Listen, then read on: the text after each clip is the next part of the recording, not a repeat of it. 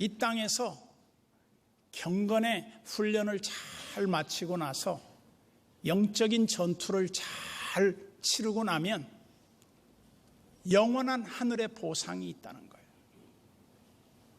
많은 사람들이 오늘날 하늘에 대한 상급을 염두에 두지 않고 살아가고 있어요.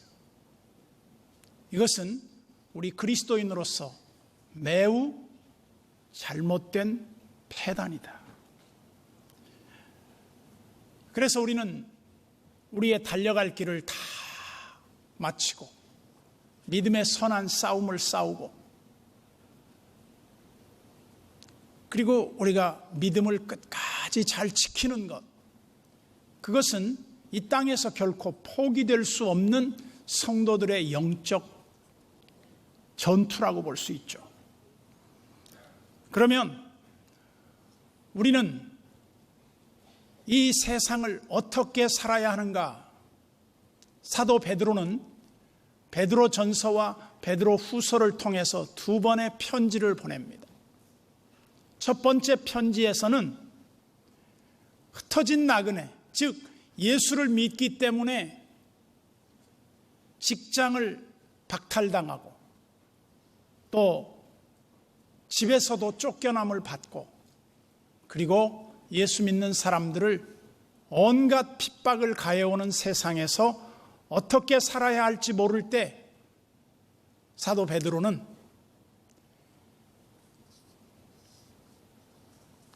베드로전서 2장 11절에 보면 이렇게 편지를 보냈어요. 거류민과 나그네 같은 너희를 권하노니 영혼을 거슬러 싸우는 육체의 정욕을 제어하라.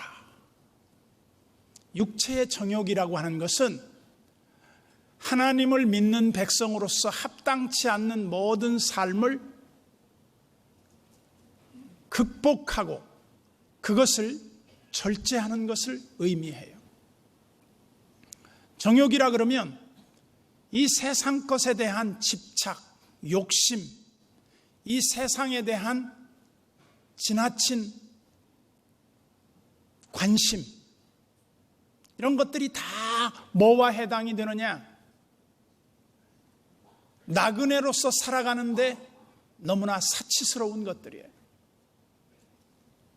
그러면 우리가 어떻게 살아야 하는가? 성경은 우리에게 한결같이 경건을 연습하라고 그래요. 경건을 훈련하라고 그래요. 육체의 연습은 약간의 유익이 있어요. 제가 보면 어떤 사람들은 열심히 걸어요. 요즘 걷기 아주 붐이 되는 것 같아요. 제가 어제 이렇게 갔다 오면서 보니까 아주 행주대교를 건너는 자전거 행렬이 끝이 없더라고요. 자전거 많이 타고 걷기 많이 하고, 또 산에 가보면 웬 등산객들이 그렇게 많은지. 정말 건강에는 지대한 관심을 갖고 있는데 영적 건강에 대해서는 너무나 무관심하지 않는가? 우리는 하나님께서 주신 이 땅의 삶의 기회를 나그네로 보고 있는 겁니다. 너희가 나그네와 행인 같은 너희를 권하노니, 이 말은 정처 없이 떠도는 기독교 초기의 핍박자들을 위한 사도 베드로의 편지 가운데 그들을 위로하는 편지 내용이 뭐였냐? 여러분, 신앙생활에 많은 부분이 왜 어려움을 겪느냐 하면 불편하지 않으려고 하니까 겪는 거예요. 조금 불편하려고 하면 큰 문제 안 돼요. 조금 내가 어렵게 살면 어렵게 살겠다고 하는 그 마음가짐만 가져도 크게 불편하지 않아요. 그러나 얼마나 많은 사람들이 어려움 안 겪으려고 그러고 더 자꾸 자기의 현실보다 더 많은 것을 누리려고 하고 더 많은 것을 소유하려고 하다 보니까 시험에 들고 올무에 빠지고 하나님을 벗어난, 하나님이 인정하지 않는 삶의 자리로 우리가 나가버리는 거예요.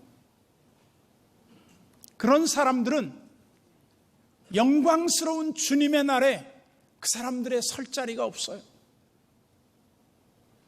그래서 성경은 보면 우리로 하여금 뭐라고 말하느냐?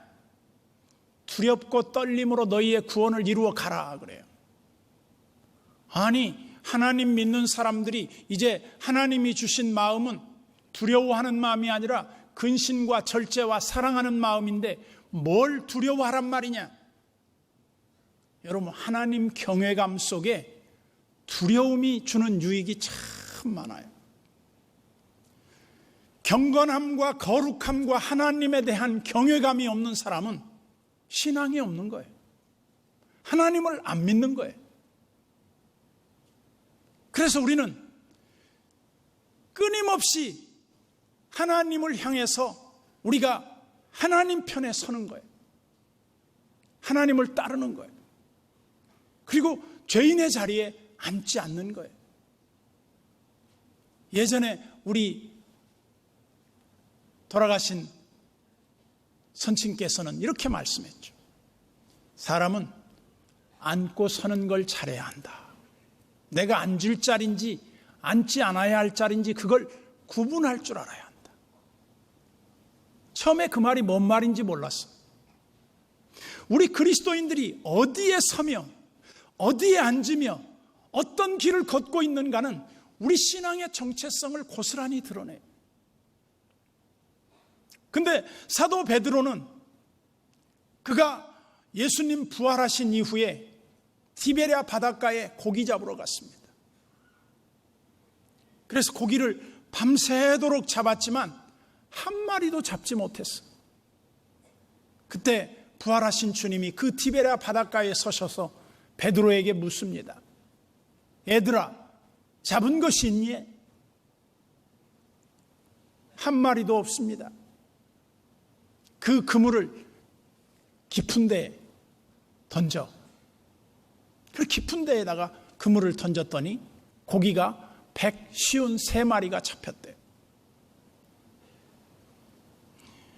그래서 그 잡은 고기를 주님이 디베랴 바닷가에서 숯불을 펴놓고 생선을 구우셨어요. 그리고 시장한 제자들에게 먹여주셨어요. 그리고 나서 식사 후에 예수님이 제자들의 그 쭉 앉은 자리에서 유독 시몬 베드로에게 이렇게 묻습니다. 요한의 아들 시몬아, 네가 여기 있는 사람들보다 나를 더 아가파오 하느냐? 그렇게 물어. 신적 사랑으로 나를 사랑하느냐? 그 말. 그때 베드로는 조금 당황스러운 것 같은 느낌이 들었어. 그래서 대답하는 말을 보면 베드로가 뭐라고 말하냐면, 예수님, 제가 예수님을 아가파오로 사랑하는 것이 아니라 필레오로 대답을 해요. 필레오 합니다. 헬라어에 보면 사랑에 대한 그 용어가 4가지가 있어요. 에로스와 아가페와 필로와 또 하나가 더 있는데 기억이 안 나네요. 근데 거기에서 강조점이 뭐냐면 아가파오로 사랑하느냐 그렇게 묻는데 필레오로 사랑합니다 답을 했어요. 그런데 베드로는 잡히기 전에 3번이나 주님을 모른다고 했어요. 너도 예수님과 그 한 당이지. 난 예수님 몰라. 아니야. 또 질문 받으니까 아니야. 그래서 어떤 사람은 3번 물었다는 거예요. 그래서 3번째 물을 때는 예수님이 뭐라고 묻냐면, 요한의 아들 시몬아, 네가 필레오 사랑으로 나를 사랑하느냐? 이렇게 물어요. 그럴 때 주여, 내가 필레오로 주님을 사랑하는 줄을 주님이 아시나이다. 그때 예수님은 어떤 연유에서인지 모르지만 내 양을 치라, 내 양을 먹이라 그래요. 그래 베드로는 그 말을 들은 이후에 이렇게 덧붙여서 말합니다. 네가 젊어서는 스스로 원하는 곳으로 네가 띠띠우고 다녔지만 네가 늙어서는 원치 아니하는 곳으로 다른 사람이 내게 띠를 띠우고 너를 이끌어 네가 원치 않는 곳으로 다니게 될 것이다. 이건 뭘 말했냐면 요한이 거기에다가 해설을 붙여놨어요. 이는 그가 어떠한 죽음으로 죽을 것을 알게 하심이라. 다른 말로 하면 두 팔을 벌리리라 그랬어요. 그 말은 십자가에 못 박혀 죽을 거라는 거예요. 그 밀레가 그림을 그리는데 어떤 그림을 그렸냐면 이삭을 줍다가 부부가 멀리서 들리는 종소리, 교회 종소리를 듣고 그 밭에서 하나님을 예배하는 거예요. 머리를 숙이고 경건한 모습으로 서 있는 거예요. 그게 아마 17세기 경건주의의 한 모습이었을지도 모르겠어요. 그런데 그 삶의 자리에서 우리가 하나님을 예배하고 하나님을 섬긴다고 하는 것은 영적 전투를 계속하고 있다는 것이며 경건 훈련을 우리가 포기하지 않고 있다는 거예요. 그러나 여러분들이 어느 세인지는 모르지만 세속화되고 세상 사람들과 함께 살아가며 그들의 방식대로 여러분들이 그냥 똑같이 살면 이미 전투를 포기한 거예요. 이 땅에서 나그네로 지내고 거류민으로 살아갈 때 불편한 것을 포기하지 말라는 거예요. 왜냐? 잠깐 후면 우리가 다 장막을 이 땅에서 거두어서 저 천국으로 가게 될 것이라는 거예요. 베드로는 장차 하나님의 그 영광스러움을 항상 염두에 두고 살았던 것 같습니다. 그래서 그는 이 편지를 쓰고 그는 순교를 하게 됩니다.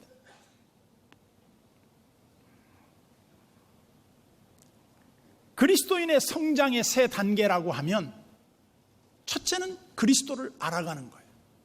주님이 원하시는 것이 무엇인가? 두 번째는 주님의 그 뜻 안에서 그 말씀에 굳게 서 있는 거예요. 주님의 가르침에 충실하게 우리가 우리의 신앙을 훈련하는 겁니다. 그리고 세 번째는 늘 주님의 말씀을 생각하는 거예요. 그러면서 놀랍게도 베드로 사도는 12절, 13절, 15절에서 계속 반복되는 단어를 하나 쓰고 있어요. 그게 뭐냐면 생각나게 한다는 거예요. 뭘 생각나게 합니까? 우리로 하여금 하나님의 말씀을 생각나게 해요. 하나님이 원하시고 하나님이 우리에게 명령하신 것을 생각나게 해요.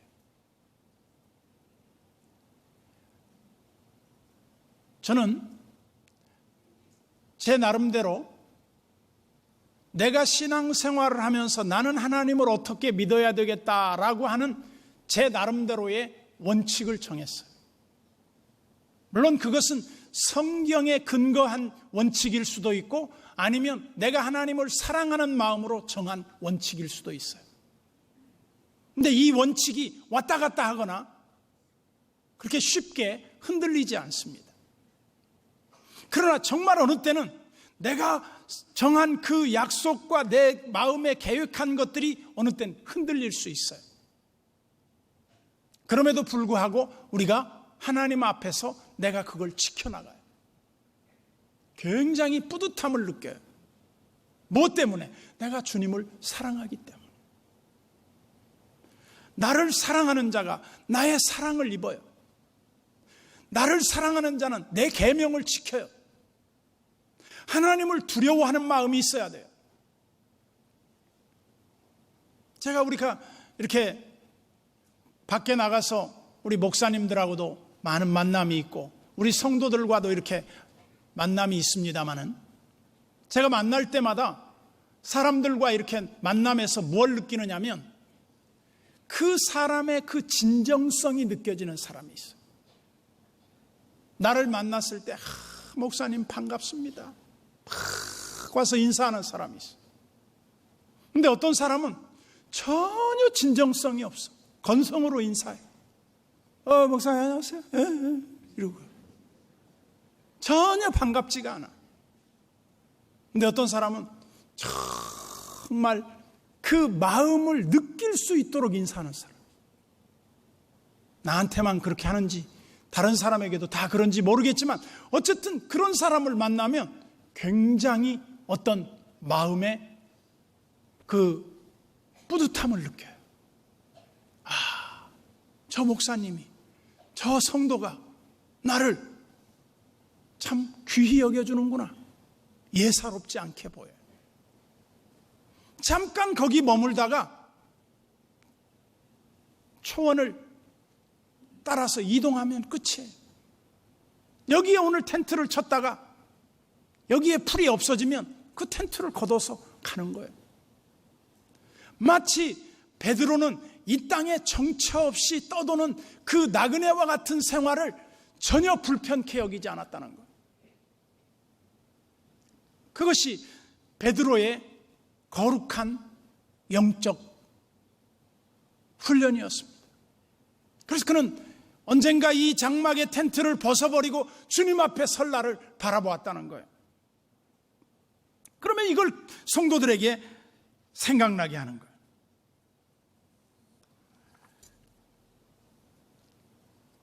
우리가 허드슨 테일러의 생애를 굉장히 행복하고 아름다운 선교 사역이라고 말합니다.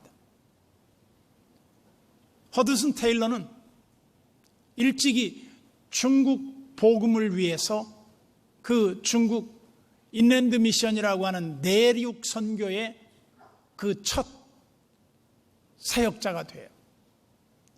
선교사로서 중국에 들어갈 때 그는 10대 때부터 중국에 들어갈 준비를 해요. 근데 그가 준비한 것 중에 하나가 뭡니까? 불편을 훈련하는 거예요. 널빤지 위에 잠을 자는 거예요. 왜냐하면 중국 그때 당시에 침대 문화가 아니었어요. 그러나 허드슨 테일러는 폭신한 침대에서 살던 사람이었어요. 폭신한 침대에 살던 사람이 널빤지 위에서 자면 얼마나 불편하겠습니까? 근데 그걸 불편하게 여기지 않았어요. 그러면서 뭐라고 말했냐면 다른 사람들로부터 이렇게 질문을 받았어요. 당신은 어떻게 일생을 선교사로 보낼 수 있었으며 그 행복한 선교의 비결은 무엇이었습니까? 이 질문에 허드슨 테일러가 이렇게 답했습니다. 나의 헌신과 행복의 비결은 하루를 어떻게 시작하느냐에 있었습니다. 연주자는 음악회 시작 전에 악기를 조율합니다. 음악회가 끝난 뒤에 조율하는 사람이 있다면 그 사람은 어리석은 사람이겠죠. 자기는 아침에 일찍 일어나 하나님의 뜻에 내 생각을 맞추기 위해 영적으로 튜닝을 한다는 거예요. 하나님 뜻에 맞추는 거예요. 내 뜻대로 하나님이 움직이게 하려고 하는 게 아니라 내가 하나님의 뜻에 맞게 살아가려고 했다. 그때 인생이 가장 보람되고 행복한 것이다. 신학자 딘 잉게라고 하는 사람은 이런 말을 했습니다. 사람은 하루에 16시간을 대부분 깨어 있다. 근데 그 16시간 중에 약 10분 정도만 주님을 생각하면 그 사람은 지금보다 훨씬 더 위대한 삶을 살 수 있다. 그러니까 온갖 잡된 생각을 다 하면서도 하나님과 영적인 유익에 대한 생각을 안 한다는 겁니다. 난 여러분들이 서 있는 자리에서 어떻게 하나님을 예배하는가? 성경을 읽고 기도하는 사람은 그렇지 않는 사람과 전혀 다른 삶을 살 수 있습니다.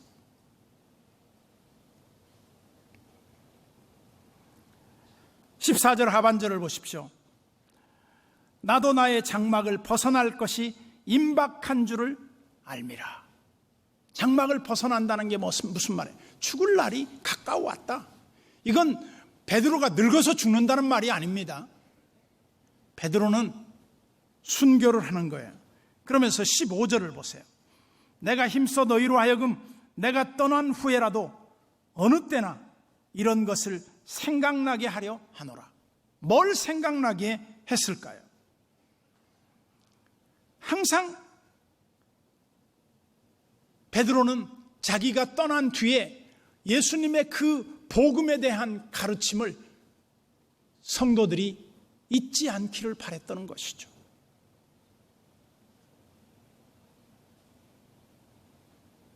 진리에 대해서 어떠한 경우에도 포기하지 않기를 바라는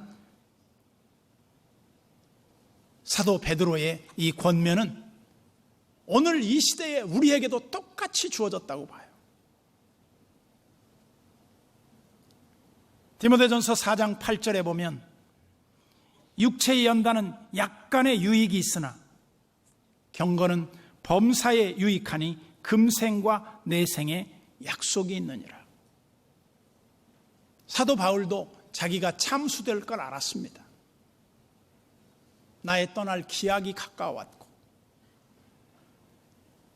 나는 이미 관제와 같이 부음이 되었다 그랬어요. 그는 제물로 말하면 다 목 자르고 이제 각을 떠서 하나님 앞에 드려지는 구약의 희생 양과 같이 자신을 여겼어요. 경건이 뭡니까? 하나님을 닮는 거예요. 하나님을 닮는 건 뭘 말합니까? 하나님과 함께 있는 시간을 갖는 거예요. 하나님과 함께 계속 있다 보면 하나님을 닮게 돼 있어요. 그런데 여러분 기억해야 합니다. 세상에는 모든 게 다 수료증이 있어요. 어떤 과정을 마치면 수료증이 있는데 유일하게 수료증이 없는 게 하나 있습니다. 경건의 그 수료증은 주어지지 않습니다. 그 이유는 뭘까요? 경건은 내가 이른 데까지 거기가 끝이 아니에요. 거기서 또 계속돼야 할 경건이 남아있다는 겁니다. 우리 그리스도인들은 예수 그리스도의 은혜를 힘입고 우리가 그 안에서 발견되고 성장하고 하나님 앞에 인정받는 삶으로 우리 자신을 항상 드리기를 힘써야 합니다. 이것이 포기되면 결국은 경건은 끝난 거예요. 오늘날 왜 많은 사람들의 기도가 응답되지 않을까요? 하나님은 자기를 사랑하는 자에게 자기를 나타내요. 나를 간절히 찾고 찾는 자를 만나줘요. 난 여러분들이 삶 속에서 기도의 응답을 얼마나 받고 있는지 모르겠어요.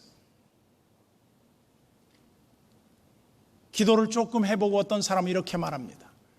기도해도 응답도 안 되던데요? 당신이 얼마나 계명을 지켰습니까? 얼마나 하나님의 부르심에 합당하게 생활하려고 애썼습니까? 내가 하나님 자녀로 살기 위해서 얼마나 불편을 겪어봤습니까? 그렇다면 하나님은 반드시 여러분들의 모든 것을 여러분들이 행하는 대로 스스로 발견하고 깨달을 수 있도록 여러분들에게 하나님이 거울이 돼서 여러분들을 보게 해 주실 겁니다. 다시 말씀드리지만 요한복음 14장 15절 말씀을 다시 한번 살펴봅시다. 너희가 나를 사랑하면 나의 계명을 지키리라. 그리고 나를 사랑하는 자에게 내가 나를 그에게 나타낼 것이다. 주님을 만나주시고 응답하시겠다는 겁니다. 이 거룩한 영적인